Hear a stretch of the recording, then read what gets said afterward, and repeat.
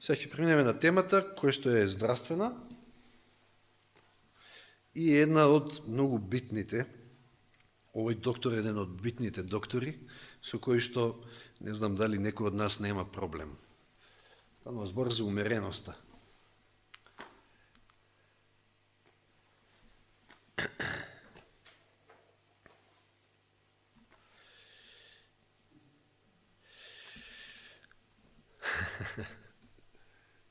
Ништо не вообичаено, нели? Многу позната слика.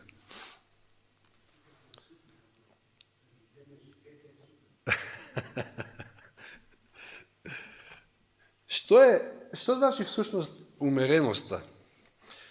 Да видиме како речниците го дефинираат. Умереност е избегнување на крајности во добрите работи и избегнување или целосно воздржување од штетните работи. Меѓутоа видите што вели Елен Вајт во Патриарски пророци. Вистинската умереност не учи на воздржување од се што е штетно и разумна употреба на она што е здраво и корисно. Затоа што не е нормално да бидете умерени во она што е штетно. Ај сега јас умерено ќе се дрогирам, умерено хероин ќе користам. Или не знам, ќе бидете умерени во прелюбата. Или бидете умерени во, да речеме, во негативни навики, како што се омразата, фанатизмот, измамата, во пиење, во било што, бидете умерени.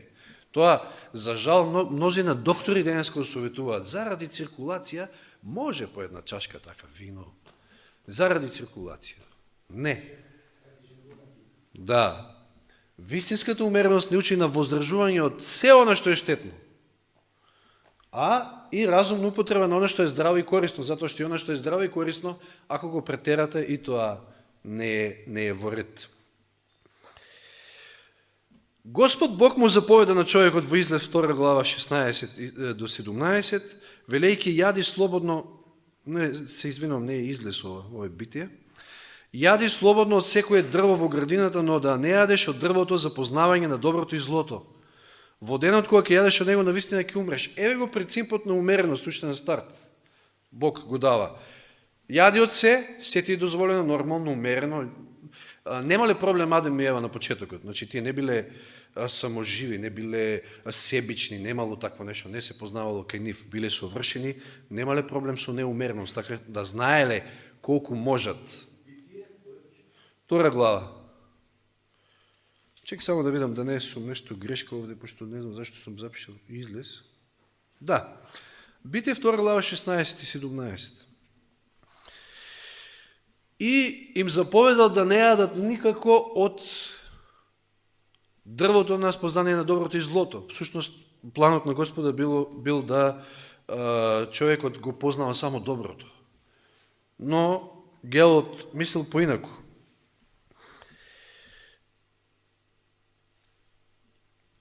Тој им предложил да видат како изгледа и лошото. Наседнале, знаеме, и го прекршиле тој здравствен принцип на умереност. И од тогаш го имаме проблемот ние како човештво. Од тога се е испревратено, таа наша волја толку е ослабена, да едноставно имаме проблем. И со лошите работи, оние од кои што треба да се воздржуваме, па и со добрите. Самата Библија вели, нели, на неколку места, не ги извади тие стихови, меѓутоа ќе се сетите, има стихови кои што вели дека дури и медот, кој што е толку здрав, ако го претерате, не е во ред. Значи, нема да ви биде од корист. Значи, Адам и Ева, всушност, дозволувајќи им на своите себични желби да завладеат, тие ја отвориле таа врата на неумереност во овој свет, од кој што имаме страшни последици. А Бог ги предупредил многу јасно, во денот кога ќе јадете од него, навистина ќе умрете. Значи, страшни последици. Иако Бог, фала му на Бога за неговиот план на спасение, не ги оставил така и направил план како да се реши целиот тој проблем. Затоа што умереноста всушност значи само контрола. Тоа е едно те исто. А само контролата е набројана како дел од оној плод на духот во Галатјаните 5 глава. Кај што нели вели: а плодот на духот е љубов, радост, мир, трпението, љубезноста, добрината, верноста, кротоста, самоконтролата. Како последна е спомната, меѓутоа е многу битна. Вели, нема закон против вакво нешто. Тоа е умереноста. И сега ќе потсетам на едно видео кој што го кратко видео, еден опит, всушност тест со мали дечиња со оној маршмелоу тест познат. Порано го гледавме пред 2-3 години, можеби го пуштав, каде што всушност се одразува тој проблем на човештвото, на нас, како падната грешна човечка природа и слично нешто гледаме и на сликиве. Како се однесуваат децата кои што се ставаат во една просторија сами и пред нив во тањерот еден маршмелоу. И сега им велат, ако половина час издржат да не го изедат, ќе добијат екстра уште еден. И да видиме какви реакции може да видиме од овие дечиња, наистина се сладки.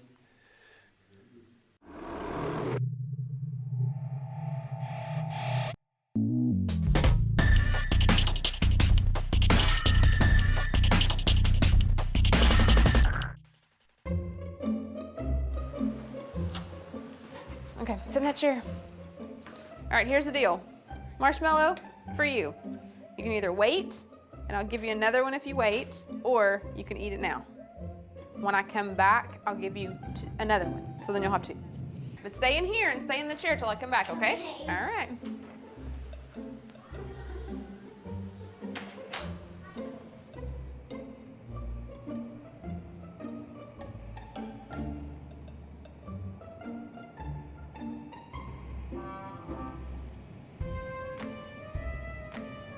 I'm gonna go do something and then I'll come back. It smells yummy. It smells really good.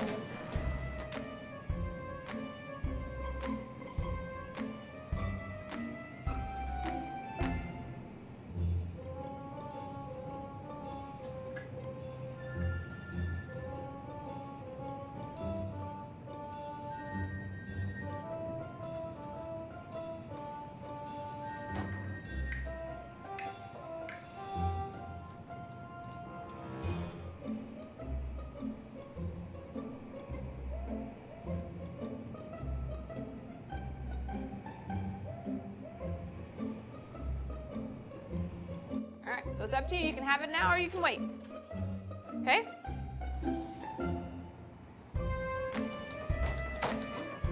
I'll be back. Stay in the chair, okay? Okay.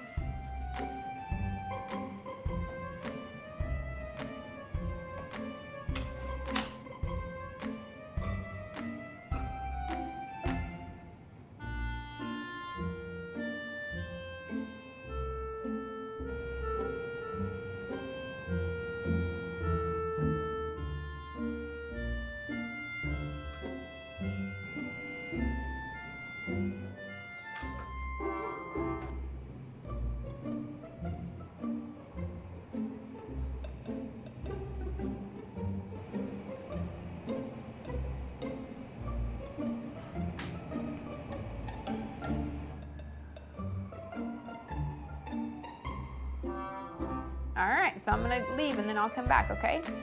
So you can either eat it right now or you can wait. Either way, okay? Okay.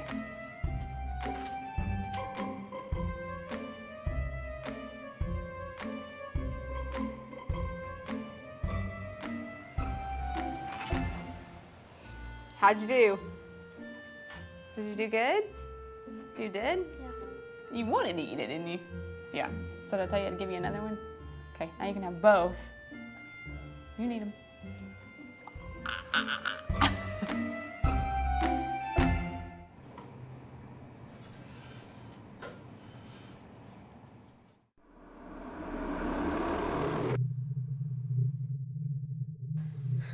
Тоа е тоа. Некои издржаа, некои воопшто не издржаа, девојчево како да не му зборуваше ова воспитачката или што и да беше. Можеш и да го јадеш, можеш и да почекаш, ќе добиеш уште едно, не ни слуша воопшто. Значи, Тоа е воздржаност во еден текст, значи место самоконтрола се вели воздржаност или самоконтрола или умереност. Тоа е тоа со кое што имаме проблем. И не само во јадењето, значи буквално за да имаме еден избалансиран живот на ментално, социјално, духовно ниво потребна ни умереност во секоја сфера од животот или самоконтрола. Всушност, ние без самоконтрола не би можеле ништо да направиме, не би можеле да го искористиме знаењето што го имаме. Ако е тоа плод на духот, значи нам ни е потребна Божја помош и сила. Ние не можеме сами против ова, против апетитот. Умереноста е дар од Бога. И таа сила, без која што не можеме ништо, убаво кажал првин Јован, вели дека, односно Христос вели во Јован 15 глава, без мене може да не правите ништо, а Павле кажува во Филипјаните дека се можам преку Христа кој ми дава сила. И еве гледаме овде од овие цитати, умереноста во јадењето, пиењето, спиењето и облекувањето е едно од големите начала на верскиот живот. Значи, умереност во се, не само во јадењето. И со спиењето може да направиме проблем. Нели, минатиот пат зборувавме, кога зборувавме за одморот. Нити е добро пократко, нити е претерано. Со цел да се зачува здравјето, потребна умереност во се. Умереност во работата, умереност во јадење, умереност и во пиење.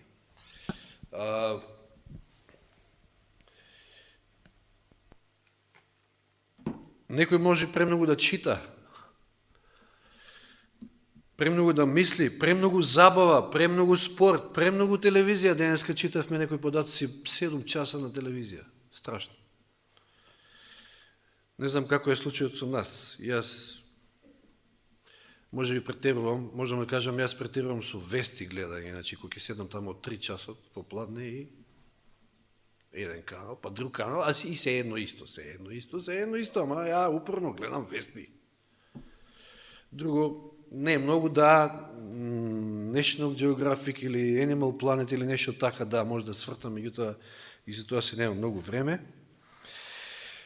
Во се треба да бидеме умерени. Јас се сеќавам на еден брат, јас се извинувам што го спомнувам, ама, ете, нема да го спомнам името, од многу читање дух пророштво, замислете, од многу читање на 9 сведоштва, тој дојде до заклучок дека црквата е Вавилон и привремено ја напушти за некоја година.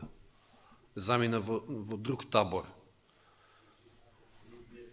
Не треба ни премногу да се чита, а секојаш кога ќе отидев кај него да го повикам и еве читам, што правиш? Еве читам. Доста со тоа читање, значи треба да има ред во се, значи буквално. Вели, премногу читање, премногу мислење, премногу забава, премногу спорт, премногу телевизија, материјализам или мода, сите овие нешта, доколку не се регулираат правилно, можат да ги преоптоварат нашите ментални сили, па дури да предизвикат физички слом во некој дел на телото. На некој начин може да се каже дека се отровни кога се употребуваат премногу. Сигурно сте слушнале, вели, за изјавите од типот залепен за телевизорот. Или спортски фан. Што значи спортски фан? Спортски фанатик, тоа е скратеница. Фан, фанатик. Фанатично, значи, по спортот, по било што. Овие примери ни служат за да ни покажат во колкава мера нечи живот може да стане нестабилен, а умот затворен или изопачен од преголемо стимулирање. Библијата не учи во Филипјаните 4.8, впрочем, браќа, се што е вистинско, што е честно, што е праведно, што е чисто, што е љубежно, што е на добар глас, ако е некаква добродетел, ако е некаква пофалба, мислете на тоа. Тоа е вистинскиот против отров, може да кажеме овие стихови, кој што, ако го користиме, и е ефикасен за многу ментални и социјални болести на денешницата. Да не зборуваме за користењето на тутун, алкохол, кофеинот, исто така, од кој што нема буквално никаква корист, а предизвикува многу несакани последици.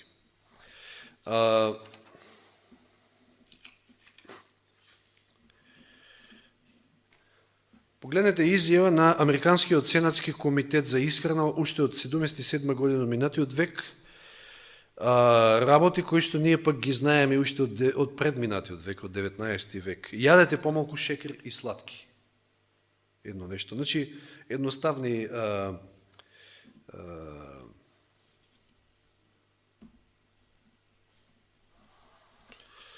препораки, не ми дојше зборот. Значи, јадете помалку шекер и сладки. Јадете помалку масти и холестерол. Јадете помалку сол. Јадете повеќе овошје, зеленчук и скроп, сложени јаглехидрати се мисли, и одржувајте ја телесната тежина на нормалата. Едноставни препораки кои што важат и денес и тоа е тоа. Просто кажано, значи, треба да се избегава да се јаде што е можно помалку рафинирана храна, преработена, а продавниците се буквално полни со такво нешто. И помалку животински производи од сите врсти секако. И воопшто, ако е можно. Или, значи, една едноставна вегетаријанска исхрана или веганска, ако е тоа можно, ако се може, а секако се може, само треба малку повеќе труд. Некои адитиви исто така ствараат проблеми. Посебно аспартамот, сме зборувале порано. Кај сладките нешта, кај солените, мононатриум глутаминат. На времето се сеќавам кога го споделив тоа со сестра Ангија, а често пати знаевме со брат Трајче или некојаш и сам да бидеме таму на ручек и обавезно имаше супа пред јадење и тоа беше некој од оние супи готови и кога ги кажав сестра Ангија, зашто не си направиш дома некоја супа, пошто овие се полни со така и тоа прават, значи го штетуваат мозокот и така, а затоа јас почнав да заборавам во последно време, а жената 18 години, не знам колку, ама окей, како и да е. И потоа ми рече, ајде, ја и ветив, ќе одам, ќе побарам некоја супа без глутаминат. Тоа време не можев да најдам. Влегов во Тинекс, не можев да најдам. Ни супа, ни грицки, да, може да се најде по нешто. Сега веќе е поинаку, барем така велат. Еве ние дома ја користиме, се трудиме да користиме онаа вегетата што е од Виталија. Има и некои други сега почнаа да испаѓаат, дури и на вегета на Подравка има без додатоци, значи доколку се поштени во своите изјави, ајде да им веруваме, дека наистина немаат такви додатоци.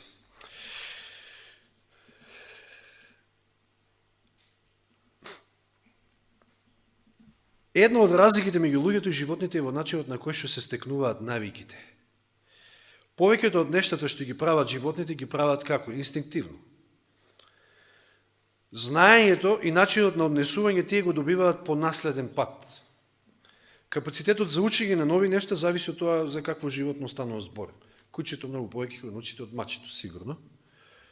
Зашто имаат многу поразвиен оној дел, преден дел од мозокот, но пред се работи ги прават инстинктивно. За разлика од животните, луѓето што поседуваат? Само неколку инстинкти, иако склоностите ги наследуваат. Повеќето од нештата што ние ги правиме бидејќи сме ги научиле така, сме стекнале така навики.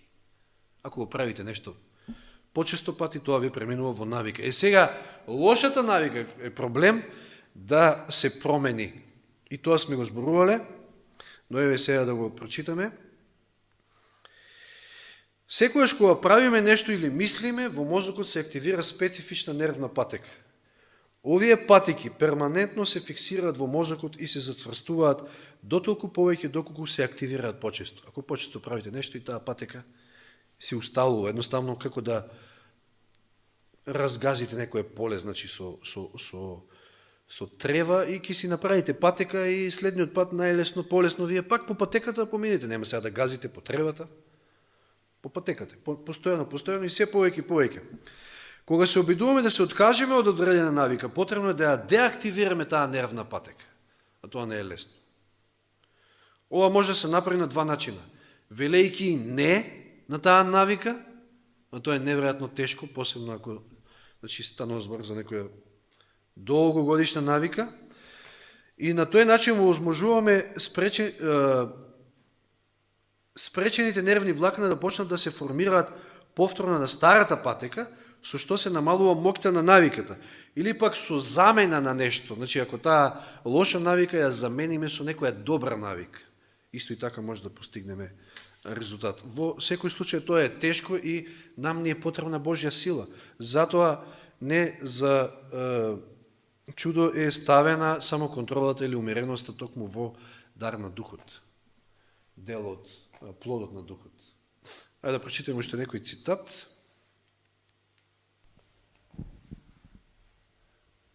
Нека оние што исповедаат побожност не се однесуваат равнодушно кон здравјето на телото и нека не си ласкаат себе си дека неумереноста не е грев и дека нема да се одрази на нивната духовност. Постои блиска поврзаност помеѓу телесната и моралната природа. И не само за умереноста. Целата здравствена реформа и сите тие принципи што Господ ги дал на Елен Вајт не се дадени туку така само за да бидеме здрави, туку затоа што тоа делува на нашата духовност. Затоа што телото и нашата морална природа се тесно поврзани. Тоа на многу места таа го потенцира. И сега имаме еден малку подолг цитат од сведоштвата, кој што токму го објаснува она како доаѓа до стекнување на таа навика и како тешко се одвикнуваме. По известно време, поради постојано попуштање, значи попуштате на некоја навика, органите за варење ослабнуваат и храната што се зема веќе не го задоволува апетитот. Се создава нездрава состојба во желудникот и доаѓа до силна желба за посилна стимулативна храна.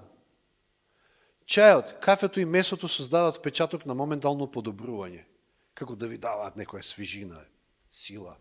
Под влијание на овие отрови се надразнува нервниот систем и во некои случаи превремено се чини дека умот е окрепен, а мечтата пожива. Бидејќи овие стимуланси имаат толку пријатно моментално дејство, па мнозина доаѓаат до заклучок дека тие навистина им се потребни и продолжуваат да ги употребуваат. Самото нивно дејство. Аха, ова добро ми делува. Меѓутоа, секојаш доаѓа до реакција. Организмот не може да остане без реакција, без да реагира. Нервниот систем, значи нервниот систем е пред се проблемот. Тоа се тие нервни патики, значи тоа е тука. Нервниот систем поради прекумерно надразнување ја позајмува силата за сегашните напрегања од идните извори на енергија. Значи, позајмува енергија на друго место. Значи, ослабнува организмот фактички. Депресијата е неминовна последица од ова привремено освежување на телото. Значи, само го стимулирате организмот, со кока-кола, не знам, со кофеини, и подоцна ви бара повише, пак го стимулирате, ама паѓате подолу. Се подолу и подолу. И може да дојде и до депресија, и до поголеми проблеми. Опаѓањето на моќта на надразнетите органи по престанокот на дејството на стимулансот ќе биде сразмерен со привременото зајакнување на телото поради нив. Апетитот е воспитан да бара нешто посилно, се стреми да го одржи и зголеми ова пријатно чувство, се доека попуштањето не премине во навика која се изразува со постојана желба за се посилни стимуланси, како што се тутунот, виното, жестоките пијалаци и така натаму. Организмот бара уште појаки стимуланси, затоа што сега не се задоволува со толку. И вели, колку повеќе му се попушта на апетитот, толку почести ќе бидат неговите барања и толку потешко ќе се владее со него. Колку повеќе телото ослабнува и е помалку способно да живее без тие неприродни стимуланси, толку повеќе ќе се зголемува копнежот по нив, се доека волјата не ослабне и не се создаде впечаток дека веќе не постои сила со која што би можеле да се отврлат неприродни силни желби за ваквото попуштање. Ево, целиот процес објаснет на прост начин, секој да може да разбере од Елен Вајт. Од Елен Вајт. Немала ни школа, ни ништо, меѓутоа тоа е тоа вдахновеноста од Духот Свети и инспирацијата од Бога. Ево уште еден цитат. Претераното внесување на храна има полоши последици по здравјето отколку претераната работа. Секако и ова второ не е во ред, ама прејадувањето полоши последици носи отколку претерана работа. Неумереноста во јадењето повеќе ги уништува енергиите на душите отколку неумереноста во работата. Само за пример колку е лоша неумереноста во исхраната, чисто ова беше споредба со неумереност во работата. уште еден цитат, преку практикување умереност во јадењето, пиењето, облекувањето, работата и во сите нешта, ние за себе можеме да го сториме тоа што ниеден лекар не ќе може да го стори за нас. Неумерени сме, попуштаме некои навики и потоа ќе стигнеме до лекарот и потоа бараме од него помош и ќе ни даде некои медикаменти и кои што уште додатно може да ни направат и штета. Да.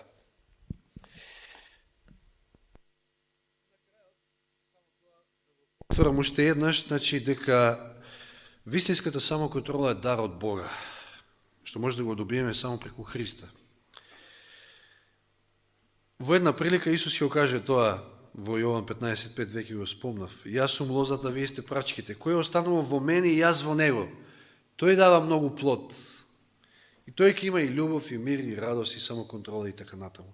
Зашто без мене не можете да направите ништо. Многу често во овој земен живот се чувствуваме немокни, но во Бога имаме бесконечна залиха на сила и средства. Толку многу што апостол Павле во Филипјаните 4:13 ти каже: се можам преку Христа кој ми дава сила. Да му се обратиме на Бога, да бараме помош од Него, затоа што оваа борба со неумереноста, односно проблемот со умереноста го имаме сите ние. Нека Господ ни помогне да се воздржуваме, односно да ги отфрлиме сите штетни навики, сите штетни типови на храна или дејности и да се воздржуваме во она што е добро. Значи, умерено да го користиме. Тоаш ќе ги пожнееме добрите резултати и ќе видиме и добро здравје. Нека Господ ни помогне во тоа. Амин.